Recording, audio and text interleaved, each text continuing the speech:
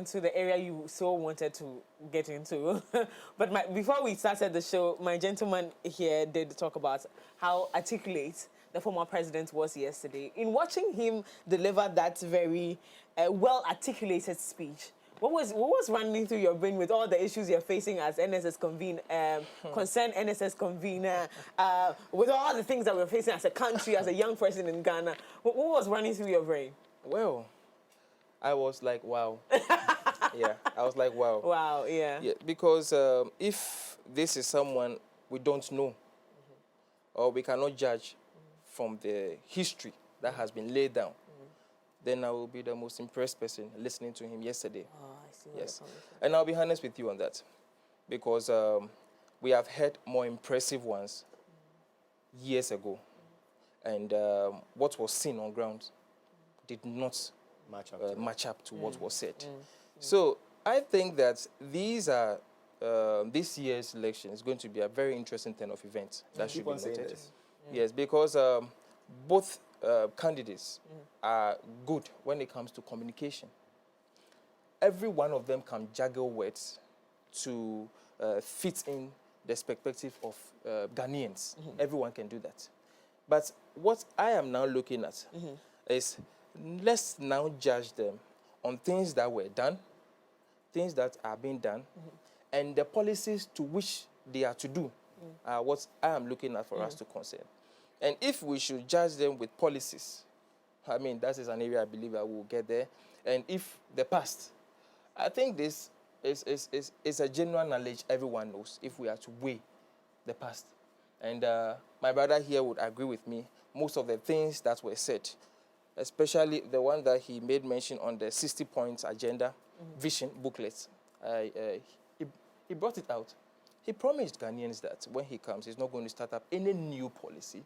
He's going to make sure that he completes the old policies that has already been initiated by previous governments. He said it in the 60 points agenda vision. He placed it down very clear. And we are aware of this information. But when he came, what was the narrative? This explanation actually convinced me. I was convinced that, yes, finally, for a very long time, we are having leaders that are now coming to continue the project that have been placed put in place. Exactly. You get it? So that is where I'm coming from, that I'm aware of this particular style of communication already. And I'm not actually convinced. Yes, I'm not impressed with the conversation. But I said, wow. Yes, for that. Like, no, but if you're not impressed, in your mind, he still got it. No, wow, yes, no, yeah, because I mean, if you're not impressed and you're still saying wow, then what wowed you? You know, he still got it. The wow. I guess I can share in the same sentiments. In fact, when we sat there, I was like, oh, the man is still fit for... First for the purpose of communication, because I sat there and I was impressed as a communicator. I was like, okay. Yeah. Especially when questions were asked and he answered as though he was prepared for the examination questions. I was like, okay. So if this translates into work, that would be great. But you is your corner. You sat there and wowed yourself into the wow conversation. So tell us what you think. I'm not a Jewish prophet, neither am I related to one. But I can tell you that former President Mahama is going to win the 2024 elections. Okay. And one thing that is very important is the fact that, you see, he has a unique sort of advantage. Former President Mahama is somebody who has been president before, and he is coming back. Yesterday, I always know that, of course, during our administration, the first administration of Mahama, we had challenges. Nobody will run away from that. But you see, one thing I love is that in life, we will always have challenges. And when you have challenges, I always maintain that the first step is admitting the challenges. Mahama is one person, anytime we have challenges, he admits it. He will tell you, yes, we are having this challenge. And these are the steps we are taking to resolve the issue. Unlike our opponents on the other side, who will arrogantly tell you that even if you are hungry, they say, if you're hungry, then you are a lazy person. Of course, that is the cap for them to wear. But let me come back to the substance of the issue. Yesterday, former President Mahama demonstrated that governing a country like Ghana, a developing country like Ghana, and a fledgling democracy like that, requires experience, not experiment.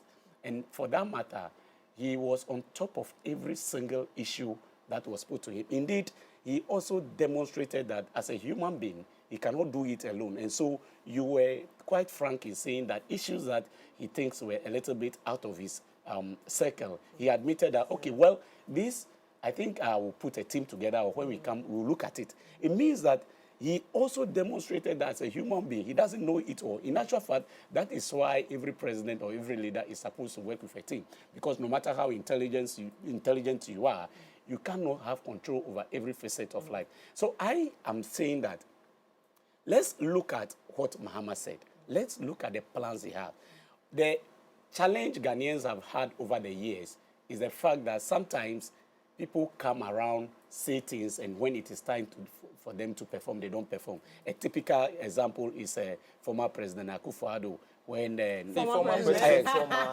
sorry, you know, it is my assumption that Mahama has already won the election. So it is no wonder that I'm saying former president. Okay, I beg your pardon. Yeah. Actually, I mean President Akufo-Addo. Okay. When he was then candidate Akufo-Addo, what did we know here in Ghana?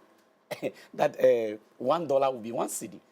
Today, a dollar is, today I don't know whether it's 16 cedis or 17. It hasn't gotten there. It's around the 15. 15 cedis. By we had Vice President Bawumia, who went around on touch screen presentations telling Ghanaians that he's an economic risk kid and that he has a magic wand. Did you say it was 16? I said almost 16. Almost 16 cedis. Yes. Wow. So he has an economic magic wand that when he come around and he shift it around, everything will be resolved. Now look at it.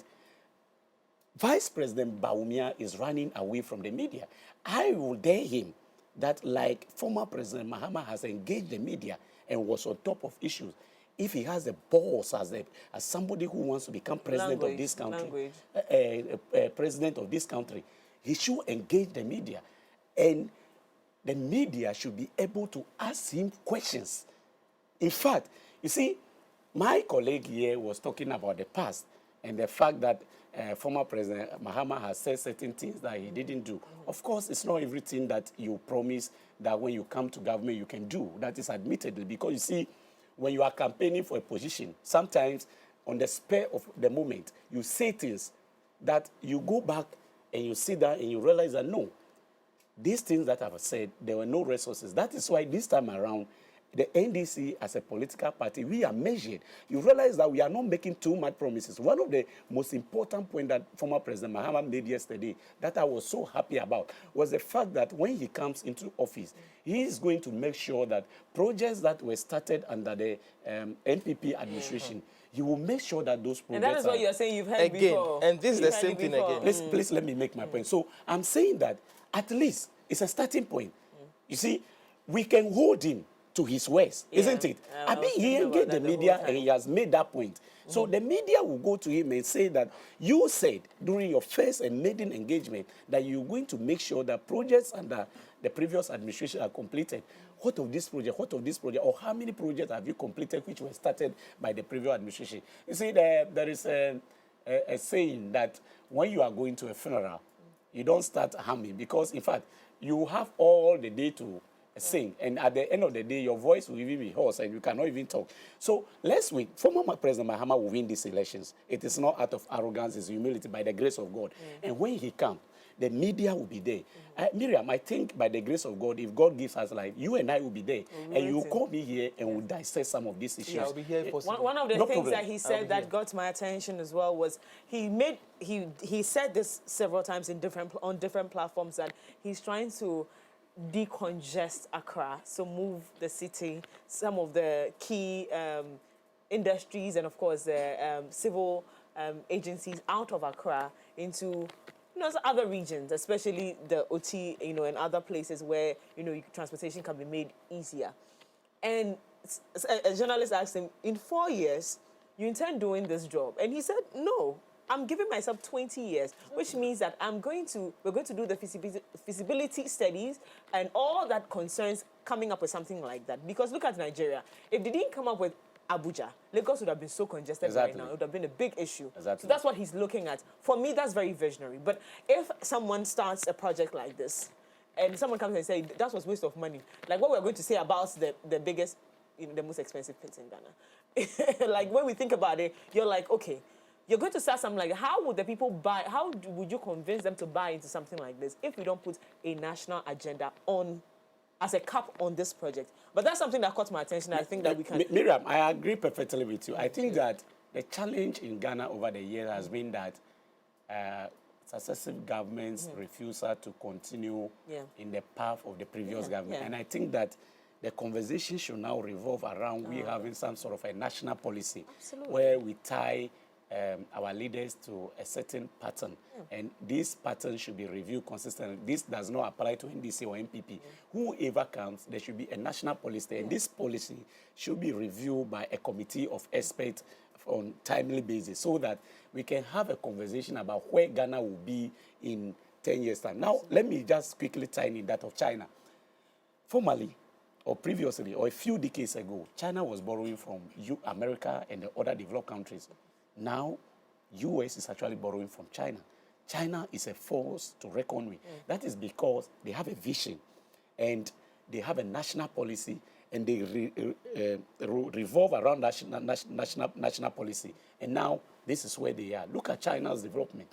China is doing wonders. When we are mentioning countries in the world now that are actually developed, China is cannot be left out. So I think I agree perfectly with you.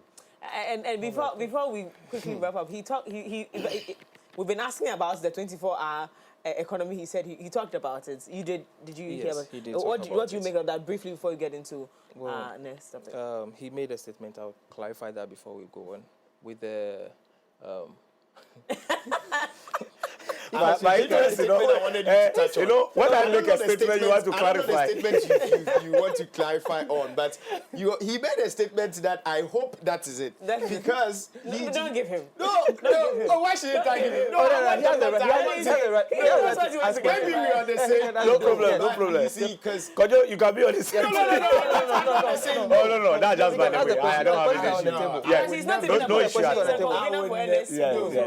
I mean, I love when you said that as a political, you're coming into power, whatever you're saying as manifesto, whatever you're putting up, it's not all that you can do. So, Isaac, would that justify that, well, the current government have not done all that and they should be left alone. So would that, so they should be left alone. That's going to be the escape route for every leader, if he puts it that way. Because so putting policies that are very achievable. Yes. Thank you. We were here. I mean, we were in Ghana when former President John Mahama said to the media that when it gets to seasons like this, you say anything just to get your vote. You just he didn't say that. Please, we have videos circulating. There are videos circulating. If you want to quote him, there are videos circulating. What did he say? And what he said, summarizing it, says that when it gets to seasons like this, you say anything to win your vote. That is what he said. There are videos on that. You see, when you we want are not to quote oblivious of this quote information. The person well. No, I don't want to quote to misquote. What I'm saying is, this is a summary of what he said. And the information to which he placed on the media basically is telling us that when it gets to this season, anything that is being said is said just to get our attention or our vote. If he has to be telling us what we want to hear, you tell us. And that was the information that he said. And if you put us to record, I think they can put the video out. I mean, it's a genuine knowledge. Okay. The point I was making is not actually to provide a caveat for leaders to escape the promises that they make. But in actual fact, my drift was that, you see, when people make promises on the spur of the moment, for example, I am here and you hold me to spot, I say, Miriam, I'm going to give you 20,000 CDs after the show.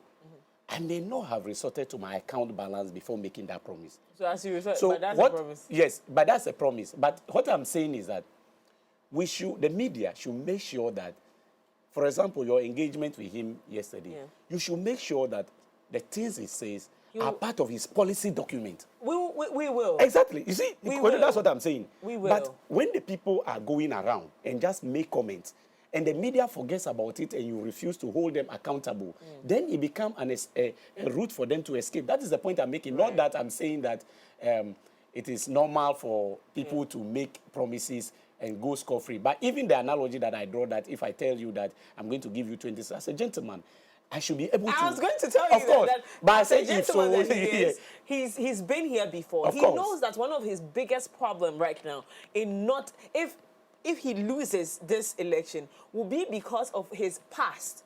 So if peradventure Ghanaians decide to give him another chance, one of the things that will be prudent is to at least word for word, project by project, policy by policy that he said he was going to do.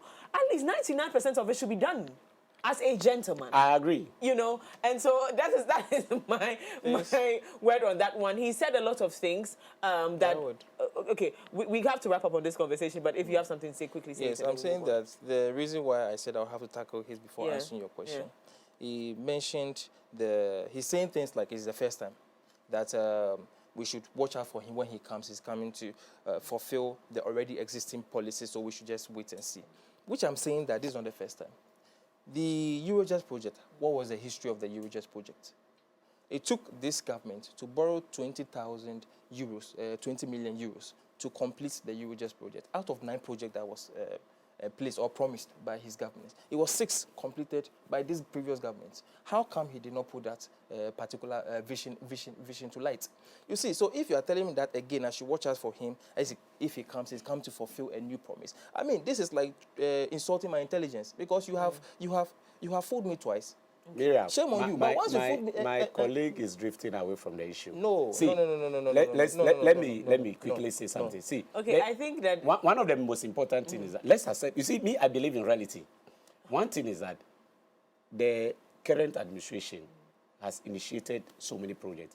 Let me tell you the fact. Former President Mahama, when he became president, cannot in reality complete every single project that the Nana Akufo-Addo Bawumia administration has instituted. That's a fact. Because, you see, you also need to look at the time frame. He has 4 years to wait. Do you get it? So he can do some. The thing is that the ones that he says he can do, let's hold him accountable to those ones. That's the point I'm making. So if you just mention one project out of the many, there are no. I didn't say that. That's what I was saying. For example, he said he will continue the free SHS, isn't it? Yes. So we will have to look at, and he made the point that there are challenges with the current running current free SHS. Yeah. So we will have to hold him account and see how he implements new policies that make that policy better. But we cannot really, in reality, expect that because former President Mahama says that when he comes, he's going to continue with the project of the previous administration. Every single thing that the MPP has done, he's going to finish it. No, that's not realistic. So that's where the national agenda or the national policy comes in. Exactly. Before you begin your own project, at least the ones that are, like I was commending the MPP the other day here, that at least we saw the light of some of the projects that were initiated by the NDC, the law house. Some of these things are all being completed by the sitting government. And so you're looking at it and you're like, okay, this you know, a new dawn, and we like it. So maybe 60% of their projects should be finished by the incoming government, and then you can continue with yours. Maybe something like that will be more of it, because the entire idea is that this country must be better. Exactly. I agree. I agree with you, Miriam. Okay.